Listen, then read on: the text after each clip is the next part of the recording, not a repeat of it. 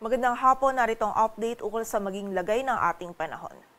Makikita natin ngayon dito sa ating satellite animation itong mga makakapal na kaulapan sa silangan ng Central Luzon. Ito po ay dala ng shear line at ina-expect natin ngayong gabi yung shear line patuloy pa rin magdudulot ng mga pag-ulan mostly dito sa bahagi ng Aurora, Quezon, maging dito din sa Metro Manila, sa bahagi ng Rizal, Pampanga at dito din sa bahagi ng Bulacan. Mostly po mga light to moderate with at times heavy rains yung mga mararanasan natin ng mga pag-ulan. Kaya pag-iingat para sa ating mga kababayan sa posibilidad ng mga pagbaha at pagguho ng lupa. Samantala, ang northeast monsoon o amihan naman ay patuloy pa rin nakakaapekto sa malaking bahagi ng northern Luzon. Magdadala pa rin po ito ng maulap na kalangitan at may mga possibility pa rin ng mga pag-ulan, lalong-lalo na dito sa area ng Cordillera Administrative Region, maging sa Cagayan Valley at nalalabing bahagi pa ng Central Luzon. At sa nalalabing bahagi naman po ng ating bansa, mostly dito pa sa ilang parte ng Southern Luzon, maging sa Visayas at Mindanao, posible pa rin po yung mga isolated o yung mga biglaang pag-ulan, pagkilat at pagkulog-dulot ng easterlies at ng mga localized thunderstorms. And kanina pong alas 3 yung low pressure area na minomonitor natin sa labas ng ating area of responsibility ay huling namataan sa layong 330 kilometers southwest ng Pag-asa Island sa May Kalayaan, Palawan. Ito po yung low pressure area na namataan natin kaninang 2 a.m. sa loob ng ating area of responsibility. And ngayon, nasa labas na po ito ng PAR. And mababa din yung tsansa nito na maging bagyo and hindi rin ito makakaapekto sa anumang bahagi ng ating bansa. At para naman sa maging lagay ng ating panahon, bukas, araw ng Miyerkules, ang shear line ay patuloy pa rin magdudulot ng mga kalat-kalat na pag-ulan, pagkilat at pagkulog sa bahagi ng Aurora at Quezon. Samantala, ang amihan naman, magdadala pa rin ng maulap na kalangitan at mga pag-ulan sa malaking bahagi or dito sa bahagi ng Cordillera Administrative Region, Cagayan Valley, rest of Central Luzon, maging dito din sa Metro Manila. So mostly, medyo may mga pag-ulan pa rin po tayong mararanasan bukas at mostly po mga light to moderate yung mga pag-ulan nito. Kaya kapag tayo ay lalabas, huwag pa rin natin kalilimutan yung mga pananggalang natin dito sa mga pag-ulan nito. Samantala, dito naman sa bahagi ng Ilocos Region, magiging bahagyang maulap hanggang sa maulap yung ating kalangitan. Posible pa rin po yung mga isolated, ang mga may hinang pag-ulan or pag-ambon. And sa nalalabing bahagi naman ng Luzon, ay may possibility pa rin ng mga biglaang pag-ulan, pagkilat at pagkulog dulot ng easterlies at ng mga localized thunderstorms. Agwat ang temperatura dito sa Metro Manila ay mula 24 to 31 degrees Celsius.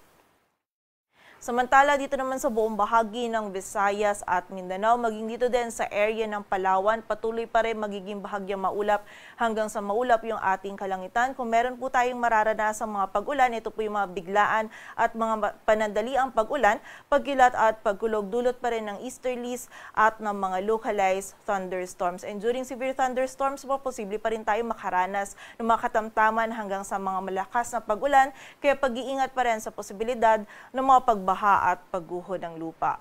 Agwat ng temperatura sa Cebu ay mula 26 to 31 degrees Celsius at sa Davao naman ay 24 to 34 degrees Celsius. At sa kasalukuyan, wala na po tayong nakataas na gale warning, ngunit iba yung pag-iingat pa rin para sa mga kababayan natin na maglalayag dito sa mga dagat baybayin ng Luzon sapagkat magiging katamtaman hanggang sa maalon pa rin po yung lagay ng ating karagatan. At para naman sa 3-day weather outlook ng mga key cities ng ating bansa, in the next 3 days or mula Thursday hanggang Saturday, nakita po natin na medyo hihina yung epekto ng amihan. Kung makaka-apekto po ito mostly sa extreme northern Luzon lamang, kaya expect po natin during this duration dito po sa Metro Manila and sa area din ng Baguio City. From Thursday to Saturday, makakaranas po tayo ng bahagyang maulap hanggang sa maulap na kalangitan and posible po yung mga biglaang pag-ulan, pagkilat at pagkulog dulot pa rin ng easterlies at ng mga localized thunderstorms. And for the area naman ng Legazpi City, magiging mataas po yung possibility ng mga pag-ulan o meron tayong mga scattered ng mga pag-ulan, pagkilat at pagkulog dulot po ito ng easterly. So pag-iingat po para sa ating mga kababayan sa posibilidad ng mga pagbaha at pagguho ng lupa. Agwat ng temperatura sa Metro Manila ay mula 24 to 31 degrees Celsius. Sa Baguio City ay 15 to 24. Samantala sa Legazpi City naman ay 24 to 30 degrees Celsius. Samantala dito naman sa bahagi ng Visayas, partikular na sa Metro Cebu, Iloilo City at Tacloban City, patuloy pa rin pong magiging bahagyang maulap hanggang sa maulap yung ating kalangitan simula Thursday hanggang Saturday. Meron pa rin pong posibilidad ng mga isolated o yung mga biglaang pag-ulan, pagkilat at pagkulog dulot ng easterlies at ng mga localized thunderstorms. Agwat ang temperatura sa Metro Cebu ay mula 25 to 31 degrees Celsius, sa Iloilo ay 25 to 31, samantala sa Tacloban naman ay 24 to 32 degrees Celsius.